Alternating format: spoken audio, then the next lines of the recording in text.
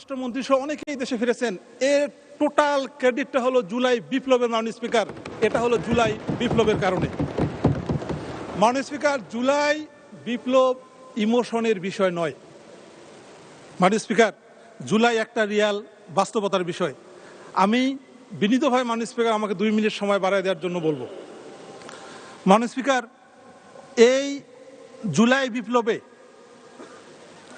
আমাদের যে সংসদ গঠিত হয়েছে, এই সংসদ নর্মাল কোনো সংসদ না মাননীয় স্পিকার। এখানে 3 জন এমন সংসদ সদস্য আছেন যারা ফাঁসির সেল থেকে এসে এমপি হয়েছেন। 2 জন এমন সংসদ সদস্য আছেন যারা আয়নাঘর থেকে এসে এমপি হয়েছেন। আমাদের মাননীয় সংসদ সদস্য লুনা ভাবি আছেন, তিনি তার স্বামীর এখনো ফিলিংস নিয়ে এখানে সংসদ সদস্য হয়েছেন।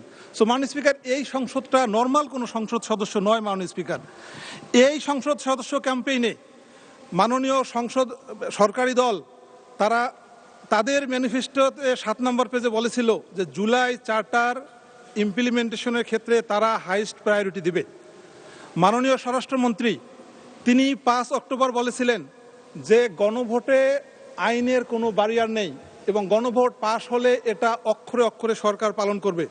মাননীয় স্পিকার, আবু সাইদের কবর জিয়ারত করার পর মাননীয় প্রধানমন্ত্রী 30 জানুয়ারি রংপুরে হা ভোটের পক্ষে ভোট চেয়েছেন। মাননীয় স্পিকার, জুলাই সনদের 4 নম্বর প্রশ্ন ছিল হা ভোটের জন্য যে অপরাপর রাজনৈতিক সাংস্কৃতিক দলগুলো প্রতিশ্রুতি অনুযায়ী বাস্তবায়ন করবে। এর পক্ষে মাননীয় স্পিকার প্রায় 69। ধন্যবাদ। Right honourable member mister Mahbubul Alam. মাননীয় সদস্যবৃন্দ, সংসদের বৈঠক আগামীকাল 16 চৈত্র 1432 30 মার্চ 2026 সোমবার বিকাল 3টা 30 মিনিট পর্যন্ত মুলতবি করা হলো। আপনাদের সহযোগিতার জন্য আন্তরিকভাবে ধন্যবাদ জানাচ্ছি। আসসালামু আলাইকুম। বাংলাদেশ জিন্দাবাদ।